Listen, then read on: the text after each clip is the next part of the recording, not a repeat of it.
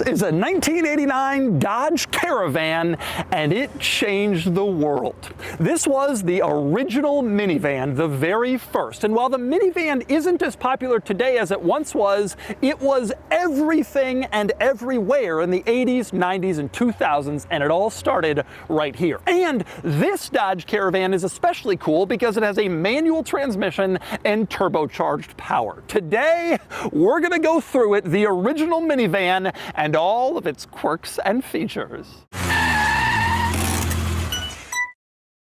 Before I get started, big news, this Dodge Caravan is for sale and it's being auctioned live right now on Cars and Bids. This is a Survivor original Caravan with a manual transmission and turbocharged power, and it can be yours on Cars and Bids. So once you finish watching this video, click the link in the description below to head over to the live auction for this Dodge Caravan, where you can bid on it and buy it only on Cars and Bids. All right, time for the quirks and features of the original Dodge Caravan. This is a huge deal. I'm so excited about this video. And we must start with history. We must, because it's so important to understanding why this is so special. This wasn't the first van. The van had existed for decades before this, but mostly the vans before were commercial vehicles, cargo carriers. Sometimes they were like 10 or 15 passenger vans, but never really intended for family use. Probably the closest before this to the minivan was the famous Volkswagen bus of the 1960s. But even that was sort of a truckish thing that was also sold as a pickup truck and a cargo van, and the passenger models were more for camping and van life road trips than real family use. That wasn't the intent of those vans. They weren't really used that way. Nobody really had a van for families until the late 1970s, when the folks at Chrysler started to get an idea. What about a van that could fit into a normal garage and feel like a car to drive for family transport, not cargo use or commercial drivers, but people to drive around their kids? Development started in the late 1970s in earnest, and it was pushed through by Lee Iacocca, the famous automotive industry executive who thought that this might be a pretty neat idea. And of course, that turned out to be true. Now, right from the beginning, this was going to be revolutionary because the Caravan was built around Chrysler's K-car platform, the Plymouth Reliant, the Dodge Aries. It was a compact front-wheel drive car, which would have been a big departure for most vans, which were usually trucky, big body-on-frame, burly things. Not this. This started its life as a car, and so that started the revolution. Now, production began in November of 1983. These vans were sold as the Dodge Caravan, that's this one, or as the Plymouth Voyager, which was basically the same vehicle except with very minor differences, sold under a different brand. It had like a different grille and trim, but it was basically the same. The Caravan and the Voyager, they rolled off the assembly line in '83, thus becoming the very first modern minivans. And the response was instant. They were big hits, and within a few years, these minivans had essentially killed the station wagon, which was the previous sort of uncool family hauler that you bought if you just needed to schlep around your kids. Suddenly, the minivan was here, it was new, and it was practical. And amazingly, French automaker Renault had come out with a similar concept at basically the same time. Just a little bit after these vans, the Renault Espace went on sale and had a similar effect in the European market, which was revolution. The minivan had arrived, and it had arrived with a bang. It's also worth pointing out that while the original Caravan and Voyager were successful, the minivan's popularity really took off when they came out with long wheelbase versions in 1987. That was the Grand Caravan and the Grand Voyager, which were a little bit longer, had a little bit more practicality, more space. Those were even bigger hits than the original. And in '89, they came out with a luxury version, the Chrysler Town & Country, with wood paneling and luxury trim, basically basically all the options were standard, they had a full line of vans. Short, long, luxury. You could do it all with a Chrysler minivan. So let's talk quirks and features, starting on the outside with the design, which was very stylish. Now, I say that and you probably laugh, because by today's standards, this looks like the furthest thing in the world from stylish, this ridiculous boxy slab-sided van. But in the 1980s, all cars were boxy and angular, even the supercars and the sports cars, and this van fit right in. And it was a big departure in its sizing and its sort of car-like styling from other vans of its day that looked so big and ungainly. This had the appearance of more of a car and of a typical 1980s car. Again, by modern standards, not so stylish, but by the standards of its day, it fit right in. It looked right. It seemed like the car that they were hoping consumers would see it as. Now, there are two big exterior design elements that are especially important to talk about with the original Caravan. One is the tailgate, which apparently was a big fight at Chrysler. Should it have a lifting liftgate, which is what it has? You can see it lifts open like the tailgate on most modern vehicles. Or they were wondering, should it be a split tailgate where the upper part opens and the bottom part drops so you can sit on it? That was a pretty common standard in the 80s for station wagons and some of the early SUVs, and there was a lot of debate about which one the Chrysler minivans should have. They went with a tailgate, and that has obviously become the standard for minivans and most vehicles in the years since. Probably the more important exterior item worth discussing is the sliding door, which was not invented by this vehicle, but certainly popularized for consumers by the Chrysler minivan. The sliding door. The theory on the sliding door was that it gave you easier access in parking lots, which was true then and remains true today. It's actually a pretty brilliant piece of engineering.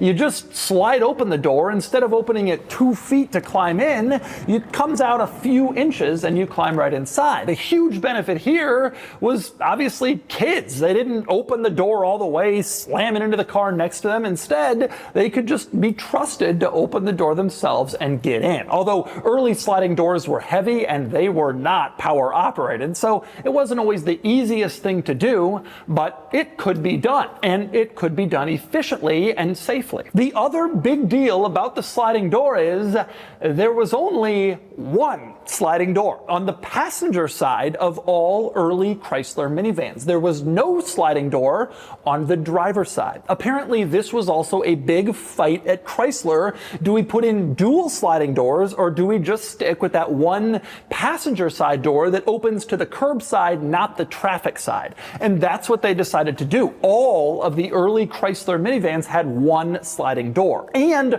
all of the early copycat minivans that came from other brands did the same. It wasn't until a little over 10 years after this van came out, in '96, Chrysler re-revolutionized the minivan with a totally new design that brought the van into the modern era and added dual sliding doors. But all of these original vans in the 80s and early 90s were one door only on the passenger side. But more important than what was going on outside the Caravan is what was happening on the inside, because this car was a miracle of packaging in its era. That's because it had 3-row seating fit in to merely 176 inches in length. To give you an idea, this van was a foot shorter than a Ford Taurus midsize sedan in the 1980s, but it had 3-row seating. It was completely impossible to comprehend from people in that era. 3-row vehicles before this were massive SUVs, big station wagons,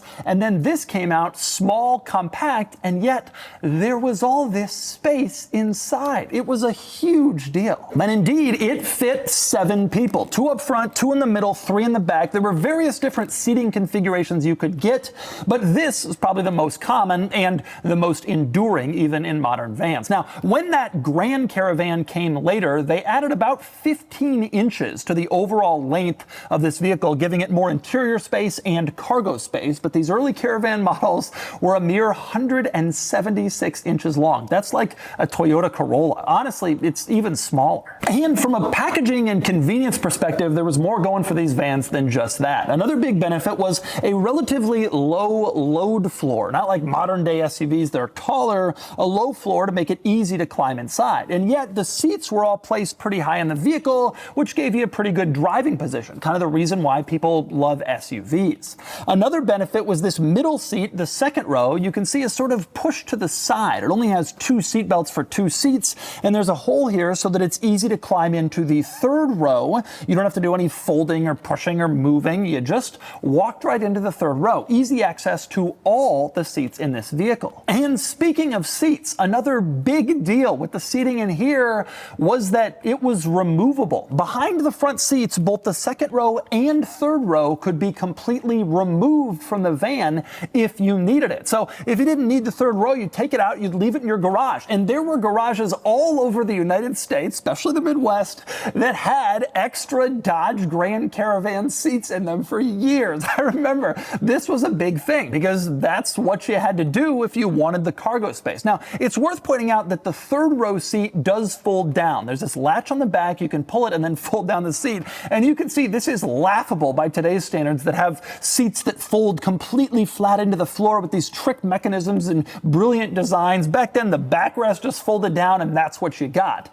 It wasn't pretty by today's standards, but it was the beginnings of the convenience that we now know. Removable seats for a flat floor if you wanted to carry plywood or whatever, and the third row that folded easily if you just had some more cargo needs. You can see it all starting to take shape right here. And there were other firsts in this van as well. For instance, this was the first vehicle made with real true cup holders. You can see up front, you got 2 cup holders in the dashboard that have some depth to them so that you can put a drink in there and you might not spill it. And they even added these cup holders to the third row so that kids could also put their drinks in and they wouldn't spill. This was a revolutionary idea. Before this, there were no cup holders. The only cup holdery things were sometimes there were little circle lines indicating where you should put a drink when you were parked, but they wouldn't actually hold the cup in place. That changed here. The cup holder began, which is a big deal. And another nice benefit these vans had was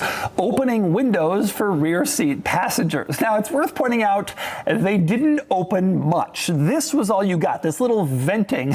Window would open maybe an inch. It took years, like 15 years after this van came out, to get one that actually had rolled down rear windows, but it was a start. It was a passenger-focused idea, again, as opposed to cargo vans, which often didn't even have windows in back. And beyond that stuff, the interior had other rather practical items and some interesting quirks and features worth discussing. Let's start with the fact that these vans didn't have glove boxes. They didn't have space for it for mechanical reasons, whatever. No glove box. So instead, they gave you a little fold-out storage tray under the passenger seat. You could open this up, slide it out like a drawer, and that's where you could put whatever you were planning on putting in your glove box. It's a pretty nifty idea. And there was more clever storage than just that. Open up this panel with the fake wood trim and you can see it opens to reveal 2 additional cup holders, which was nice, along with a little coin slot where you could stick your toll booth money,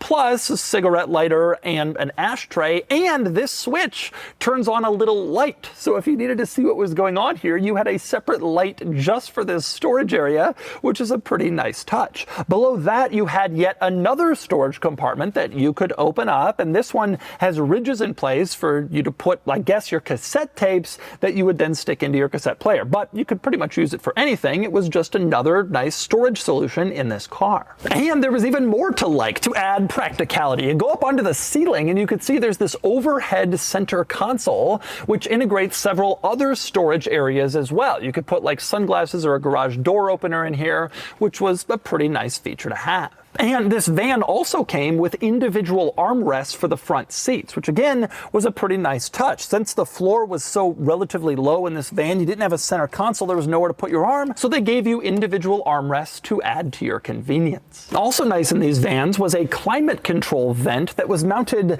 in the driver's footwell area. You can see down here an extra climate vent, so this would blow like on your legs, your inner thighs, in order to cool you down in that spot, which of course could get pretty sweaty. It was a nice idea to put that there. Also nice in this vicinity, you can see there's a button here to pop open the trunk. It has an image of a car with a trunk. Of course, it actually means the tailgate, but that was a big idea because in a lot of cars from this era, there was no tailgate opener in back. You had to go there with the key to open it up, which would be annoying. In a minivan, your kids are trying to load in their sports stuff. You got to turn the car off, walk around in the back, open it up. And I don't want to say it was revolutionary, but it was a big deal to have that, which added convenience. But beyond all the smart ideas in this van, there were also some rather interesting and quirky quirks, let's just say. For instance, there is a silver radio head unit. As you can see, it is finished in silver with fine upscale fonts, I guess to attempt to look classy. So classy, in fact, that the presets are not labeled with numbers like you would get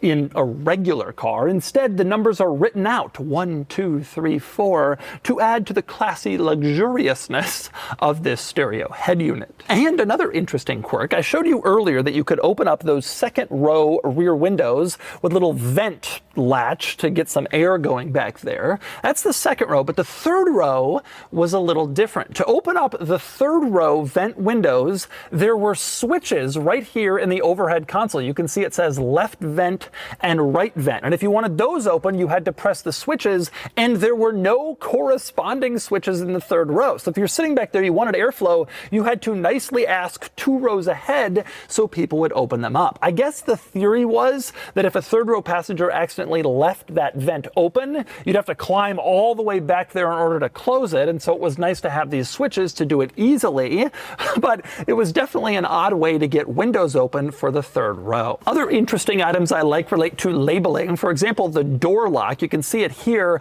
It would be hard to tell whether it's locked or unlocked, except when you lock it, it literally says locked. So then you know. They didn't bother with foreign languages. This car wasn't sold overseas. They just wanted to really communicate that the door was locked. I also find it funny, the labeling on the stereo speaker. You look closely and you can see it basically says Chrysler audio system with the Chrysler logo. These days, every automaker is falling all over themselves to announce that they have some high-end stereo brand partner with their cars, but not back then. You just got a Chrysler audio system and a classy head unit to go along. One other label that I love in this interior, if you look into the gauge cluster, you can see at the bottom, it says front drive. That was something they had to tell you while you were driving along. In addition to your fuel level, your speed, your odometer, front drive. I think that slot is where the gear that you've selected would be on automatic transmission models, but because this was a manual, it was an empty slot. And so in that space, they decided to advertise the front-wheel drive nature of the van. That's funny, although it does go to illustrate just how big of a deal a front-wheel drive van like this was. However, you're probably wondering about the manual transmission. I brought it up earlier, you've seen it in some clips. What is a manual transmission and a turbocharged engine doing in a minivan? Well, interestingly, this was all stock. The Chrysler minivans, when they first came out, they were offered with automatic or manual transmissions. Now, the automatic was by far the most popular transmission option, but a decent number of these were sold with manuals. Cars had manuals back then. It was a lot more common, and so it was offered in the vans, and some people got it. And you got this big old shift lever with this rubber boot, a manual transmission in a Dodge Caravan. Probably more interesting than the manual transmission actually was the powertrain, a turbocharged 4-cylinder engine, which doesn't seem like that big of a deal today in an age where all cars are turbocharged basically, but back in the 80s, very few cars were turbocharged, and a turbo engine in a minivan was a pretty unusual thing at the time. The reason for this powertrain is that when the Chrysler minivans came out, Dodge didn't really have a suitable engine to put in the vehicle. The four-cylinder engine in the K cars was deemed to be too small, too underperforming for the larger, heavier minivans. So the original Chrysler minivans borrowed four-cylinder engines from Mitsubishi with about 100 horsepower and carburetors. Not exactly a standout. Over the years, these vans gained more power, bigger engines. There was a V6, but even that didn't crest 150 horsepower. The most powerful engine that went into these vans came at the very end when they put a Chrysler turbo four-cylinder in the Dodge Caravan, and it made all of 150 horsepower. Not exactly a big, high-performance turbo situation like you might expect. Nonetheless, they were so proud of their turbo van that they put this big turbo graphic on the front fender just to brag to everybody, this ain't no stinking V6, we got the goods. We got a turbo. Now, this particular van has been modified a little bit. It's got some added power, some parts under the hood to give it a little more performance, a little better acceleration, as people often did in this era with turbo Chryslers. There is also a boost gauge in the gauge cluster area that has 4 colored lights under it that are always changing color.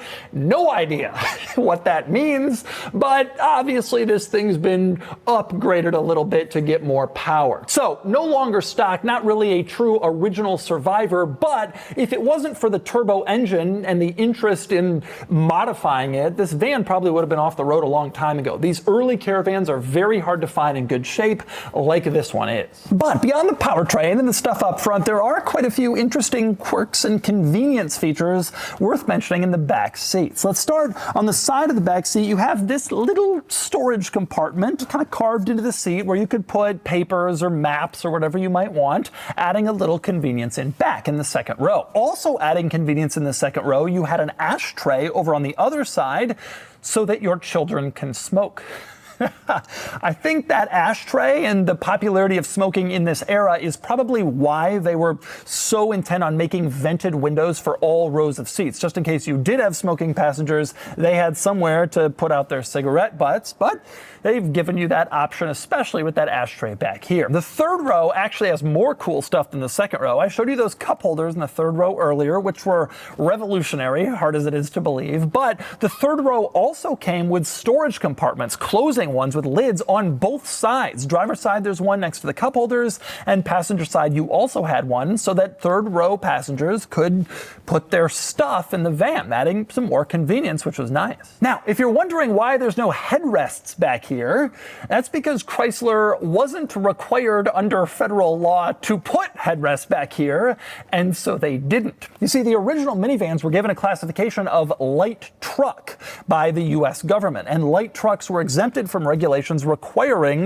headrests in the back seat, so they just skipped them. Forget about the safety benefit. Your kids are back here, you deal with it. Actually, back in this era, most people didn't yet know about the safety benefit, but still, they're not on here. And that's the same reason why the early Chrysler minivans, including this one, don't have a third brake light. The third middle-mounted brake light was required in the 86 model year for cars, but not until 94 for light trucks, such as this one, and so you only have 2 brake lights on this van.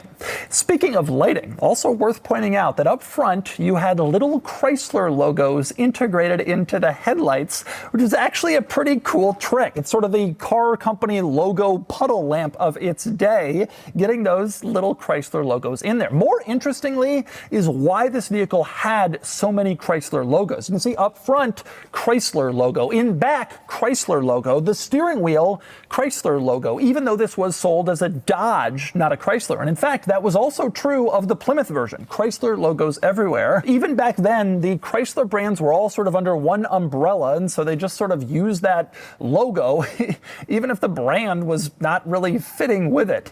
It was strange then, and it's still strange now. So, with all of this in mind, the history, the quirks and features, you might want to know what happened. This was the original minivan. Where did it go from here? Well, in 1991, Chrysler redesigned the original minivan, came out with the second generation model, which was very similar to the first, just sort of more rounded off. But in 96, like I mentioned, they totally revolutionized the segment again, maybe even more than the first time, with a completely new, futuristic, super convenient, awesome van that had dual sliding doors and once again set massive sales numbers and really hit a huge mark on the industry. And it wasn't long after that before the copycats really started to go after the Chrysler vans. By 98, Toyota had the Sienna, which was a very capable and successful minivan. The Honda Odyssey came around the next year, and they started to kind of steal market share from Chrysler. The Japanese vans had this reputation for better quality,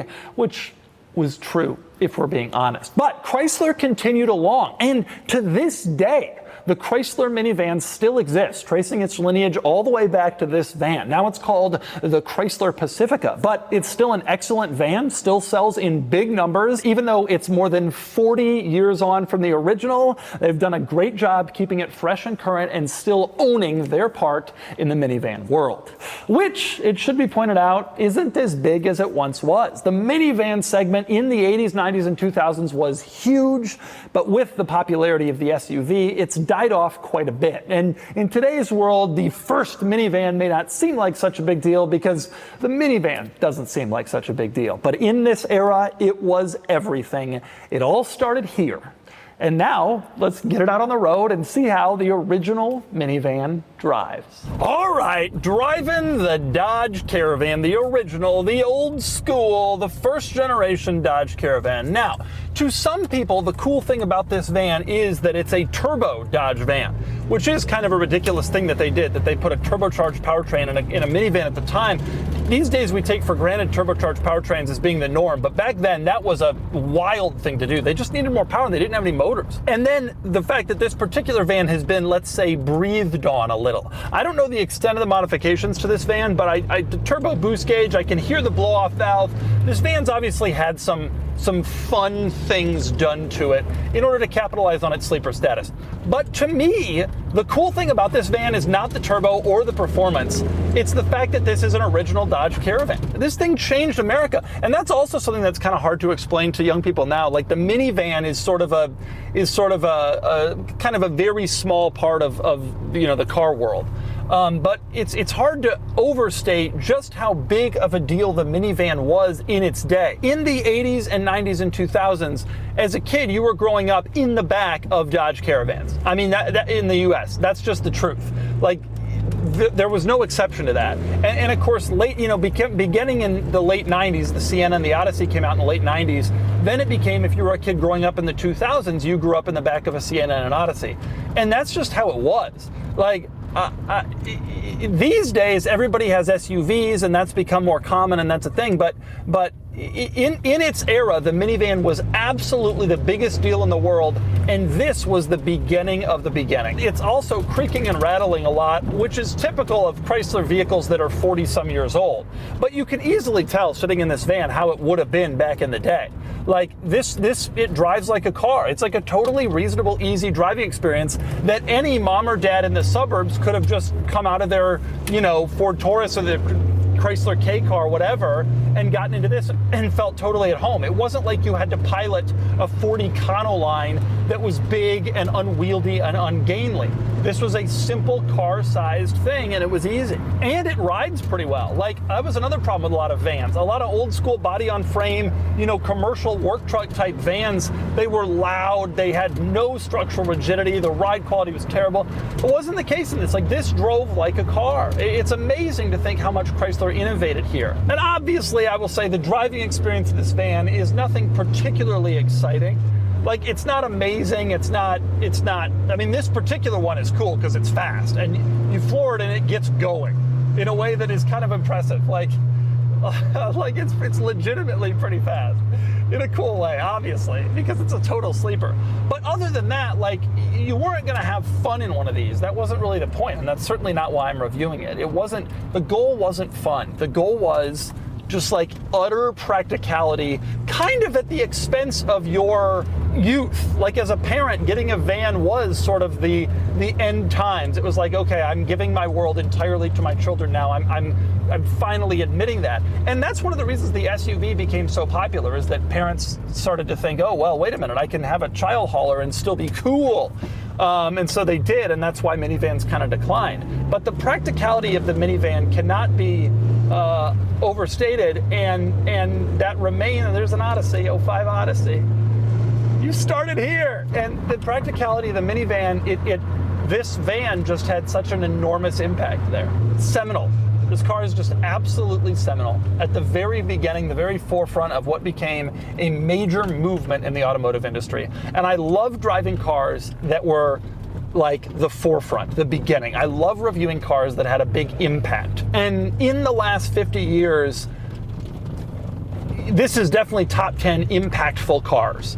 Right up there with, the original Ford Explorer, the NA Miata. I mean, this is that level. It may not be as beloved by enthusiasts because it's sort of known for being uncool and it's not particularly fun to drive, but this was a special, special car that did special, important things in the automotive industry. Virtually none of them were preserved, and it's amazing to see it now.